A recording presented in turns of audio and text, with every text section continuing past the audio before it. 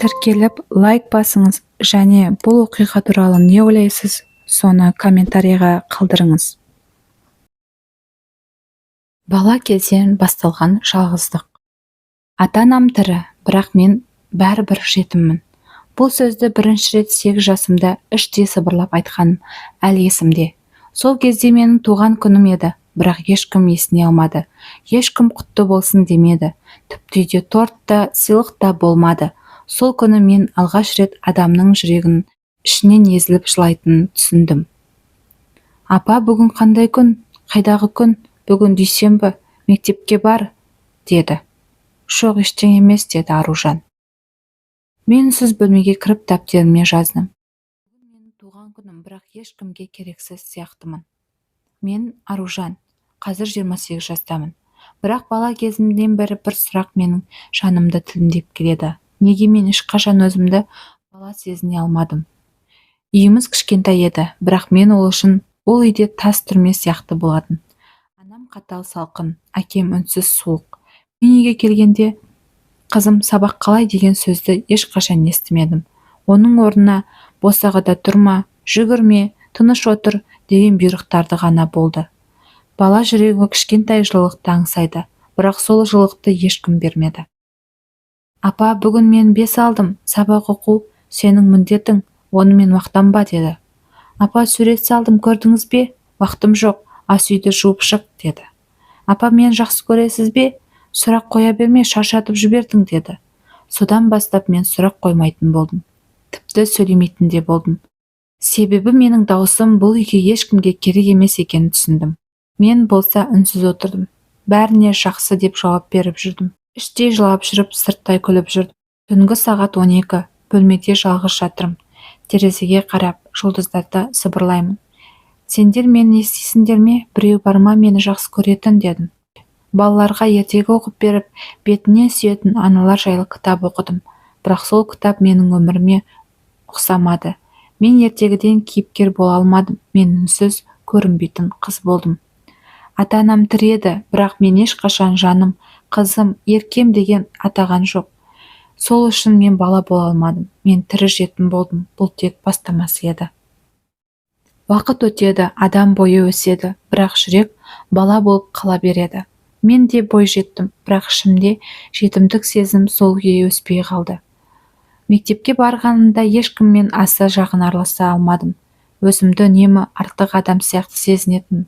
Басқалардың аналары мектепке гүл сыйлық құшақтап тұрады. Мен жай ғана сыныптың бір бұрышында тұрдым. Үнемі ішімнен ғана сөйлейтінмін. Қайдасың? Менің де мамам, деп мен де құшақтағым келеді. Айгүл, Аружан, анаң келді ме? Аружан: жоқ, келмеді. Айгүл: неге? Аружан күліп: уақыты жоқ қой. Бірақ мен өтірік айттым. Анамның уақыты көп, тек мен үшін емес. Жасөспірім кезде мен де өмірден алғаш рет біреудің көзіне қарап жүрегім дір еткен сездім. Ол Арман еді. Маған күлімсіреп қарап, сен неге үнемі мұңлысың, деді. Бұл алғаш рет маған қолайлы, ең шынайы сұрақ еді. Арман: саған біреу мейірім көрсетпеген сияқты. Аружан күлімдеп: саған да байқалады ма, деді. Мен саған қамқор болғым келеді. Ондай адам бар екенін сенбеймін, деді Аружан. Мен дәл сондай адам бола аламын, тек сен маған сен, деді. Мен сендім, себебі бұл менің естігім келген жалғыз сөз еді. Сен маған керексің дегенді алғаш рет естідім. Бірақ сенің нәзік шыны сияқты. Бір жарық түссе быт-шыт болады. Арманның қамқорлығы шын болмай шықты. Бір күні телефон ашып қалдым. Онда мен емес, басқа қызға жазылған жылы сөздер тұрды. Мен дірілдеп отырмын. Бұл не, дедім. Ол болса жай ғана: екеуіңе де сенем, қайда қайрылатынымды білмей жүрмін, деді. Сол сәтте мен қайтадан ішімнен жетіммін деп сыбырладым. Бұл жолы махаббатта. Арман кеткенде менің сенімім де кетті. Мен бәрін жоғалттым деп ойладым. Үйге келдім, ішім алай-дүлей, көзім ісіп кеткен. Анам қарап тұрды да жай ғана: неге жылап тұрсың тағы? Жігіттерге тым ерте үйір болыпсың деп айтқаным ғой саған. Олар маған келіп құшақтаудың орнына бәрін кінә артты. Мен содан бері түбегейлі түсіндім. Мен осы үйде туыппын, осы үйде өстім, бірақ мен бұл үйде ешқашан тірі адамға сезбедім. Мен үй ішінде тірі жетіммін, біреуге қажет болу сезім мен үшін ертегі ғана, бірақ мен әлі де іздеймін. Бір сөз, бір көзқарас, бір құшақ, мүмкін, бір күні табылармын. Адамның жүрегі сынса, ол қайта бүтінделеді дейді. Бірақ кейде сынған жер қайта жабысып, сол жарықпен бірге өмір сүріп үйренесің. Арман кеткеннен кейін мен өзімді түгел жоғалтқандай болдым. Мен оған емес, оның маған айтқан сөздерін сеніп қалдым. Мен сені түсінем, мен сенің жағындамын, мен сені қорғаймын деген сөздер. Сол кезден бастап мен ешкімге сенбейтін болдым. Біреу мақтаса мазақ етіп тұрғандай көрінетін, біреу көмектессе артында есеп бар деп қорқатынмын. Кейде таңертең ұйықтап қалғым келеді, барлығынан қашып кеткім келеді. Себебі мен ешкімге керек емеспін. Үйде жай ғана адам, сыныпта жай ғана орын, далада жай ғана көлеңке. Бір күні сабақтан кейін кітапханада отырдым, ешкім жоқ. Көзім бос, өз ойым тұман. Бір кісі келді, үстінде қара пальто, қолында кітап. Қызым, кешір, мына кітапты аламын ба? Иә, ала беріңіз, деді. Сен жылап отырсың ба? Жоқ, көзім шаршаған шығар, деді. Көзің шаршағаннан емес, жаның шаршағанда да солай қарайды, деді. Аружан үнсіз қалды. Маған айтып көр, сен кішкентай кезінен бері ішіңнен бәрі жасырып жүрген сияқтысың. Аружан, сізге бәрібір шығар, деді. Апай, бәрібір болса мен сөйлеуге келмес едім. Менің де ішімде жара бар. Сол үшін сені бір қарағадан түсіндім, деді. Сол сәтте мен алғаш рет бөтен адамның сөзінен жылу сезіндім. Бөтен адам, бірақ туғанымнан жақын болды сол кезде. Ол апаймен жиі сөйлесе бастадым. Ешкімге айта алмаған ішкі сырымды бөлістім. Ол мені жазғырмады, жай ғана тыңдады. Кейде ең үлкен көмек жай ғана тыңдау. Бір күні апай, қызым, мен сенімен мақтанам, деді. Сол сәтте жүрегім тоқтап қалардай болды. Себебі мен өмірде бірінші рет біреудің маған мақтанышпен қарағанын естідім. Үйге келдім, анама үстел басында отырып, неге кеш келдің, деді. Кітапханада болдым, деп айттым. Сен тағы да кітап, не керек бар оның, ертең бәрібір күйеуге кетесің. Тағы да суық, мәнсіз жауап берді. Мен үйде өспедім, мен жүректе өспедім.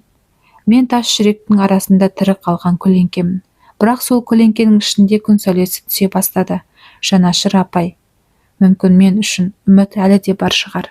Кейде бөтен адамның бір ауыз жылы сөзі бүкіл өміріңнің өзгертуі мүмкін. Кешегі кітапханадағы апайдың айтқанын менің жанымды тербетті. Сол сәттен бастап мен күнде кітапханаға барып жүрдім. Кітап үшін емес, жүрегімнің жарасын жеңілдету үшін. Сол апай менің өміріме жылу әкелген көктем сияқты болды. Басында сөйлеу қиын еді, бірақ уақыт өте келе ішімде тастай қалып қатқан сезімдер еріп, сөзге айнала бастады. Аружан, апай, мен неге атамнан мейірім сезбедім? Апай, өкінішке орай, кей ата-аналар тек биологиялық ата-ана болып қалады. Демек мен кінәлі емеспін бе, деді. Жоқ, сен ешқашан кінәлі болмадың. Сен жай ғана мейірімді аңсадың. Бұл күнә емес, бұл адамның табиғи құқығы. Бәрін өзімді кінәлап келіппін. Мен жақсы көрмейді, себебі мен дұрыс емеспін. Мен еркелетпейді, себебі мен сүйкімсізбін. Мен ешкім іздемейді, себебі мен артықпын. Бірақ мен ешқашан ойламаппын, мүмкін мен жақсы едім, тек олар көрсете алмаған шығар деп. Бір күні мектепте тәрбие сағаты өтті. Тақырыбы ата-ананың қадірі. Мұғалім ата-аналарын бірге өмір сыйлаған жандар, сондықтан оларға ренжуге болмайды. Сол кезде бәрі бастарын изеді, ал мен іштей күрестім. Егер олар маған тек өмір сыйлап, жүрек, махаббат, қамқорлық бермесе, мен қалай ренжимін? Сол сәттен көзіме жас ағып кетті. Бірақ мен оны жасырып үлгермедім. Сыныптастар қарап қалды. Біреу мазақ етті, біреу түсінбей қалды, ал біреу менің ішкі әлемімді ешкім сезбеді. Үйге келіп анама барғым келді. Құшақтап, мама, мені неге жақсы көрмейсің дегім келді. Бірақ ол ас үйде телефон қарап отырды. Мен үндемедім. Күнделікті үнсіздікке қайта оралдым. Қызым, сен өмірде бәріне ренжіп өтпе. Аружан, қалай? Сен өзің сол махаббатты беретін адамға айнал. Мен де бір күні жақсы ана бола аламын ба? Сен өз балаларыңа ең мейірімді ана етіп өсесің. Себебі сен не жетпейтінін жақсы білесің. Сол сәтте менің ішімнен уәде бердім. Өзімді мүлдем жоғалтпау үшін, өзіме сезінбеген махаббатты өзгеге сыйлау үшін, бөтен адамның бір ауыз сөзі менің өміріме бақыт берді. Кейбір жаралар жазылмайды, бірақ сен оны өзіңнің ішкі күшіңе айналады. Мен сол мейірімсіз үйден шықтым, бірақ жүрегімде жылу пайда болды. Мен тірі жетім болдым, бірақ бұл жетімдік тірі адам болып шықтым. Уақыт бәрін емдейді дейді. Жоқ, уақыт тек үйретеді. Ал жараны емдейтін кешіру мен өзіңді табу. Мен қазір 28 жастамын. Өзім отбасым бар. 1 жасар қызым бар, Аяла. Кейде мен оны құшақтап, бетінен иіскеген сайын жүрегім сыздап кетеді. Себебі мен дәл осындай құшақтау өз анамның ешқашан көрмедім. Бір ретте жаным деген естімедім. Бір ретте қызым, сен кереметсіз дегенді естімедім. Қызымды дәл сол үшін қатты жақсы көремін. Мен оған мен көрмеген махаббатты беремін. Мен оған мен естімеген сөздерді күнде айтып тұрамын. Аяла, сен менің жүрегімсің. Сен менің ең үлкен бақытымсың. Сен ешқашан жалғыз болмайсың. Кешегі мейірімсіз күндердің арқасында бүгін мен жылы адамға айналдым. Мен балалық шағымды өзгерте алмаймын, бірақ өз баламның балалығын бақытқа, махаббатқа толы ете аламын. Бұл менің жеңісім. Аружан мама деді. Иә қызым. Сен менің бала күнімде жақсы көрдіңіз бе? Білмеймін. Менің де анам қатал болды. Мен махаббат көрмей өстім. Мен сізге ренжіп өстім, деді Аружан. Білем, бірақ мен өзімше дұрыс жасадым деп ойладым. Мен сізді кешірдім, мама, бірақ мен өз қызымды сізден басқаша тәрбиелеймін, деді. Анасы сол кезде көзіне жас алып, мен саған жақсы ана бола алмадым, бірақ сен керемет ана боласың, деді. Мен күтпеген сәтте анамның жылу көрдім. Ол да мен сияқты жаралы боп өскен екен. Біз екеуміз екі түрлі жетім екенбіз. Ол өз махаббатын жасырып өскен жетім, ал сол махаббатқа зар болған менмін. Кешіру оңай емес, бірақ ол да өзіңе жасаған ең үлкен жақсылық. Себебі кек ұстап, өмір сүру өзіңді баяу өлтірумен тең. Мен ата-анамды кешірдім, өткенім үшін емес, болашағым үшін кешірдім. Қызым үшін емес, өзім үшін, жүрегім тыныштығы үшін. Ата-анам тірі, бірақ мен өзімді ұзақ жылдар бойы жетім сезіндім. Ешкімге керек болмай, үнсіз көрінбей өстім, бірақ мен жүрегімді сақтап қалдым. Қазір мен тірі жетім емеспін, қазір мен тірі жанмын. Жүрегімде мейірімі бар анамын. Жауап іздеген бала емес, жауап беретін әйелмін. Ата-анам тірі, және мен енді жетім емеспін. Тіркеліп, лайк басыңыз, және бұл оқиға туралы не ойлайсыз, соны комментарийға қалдырыңыз.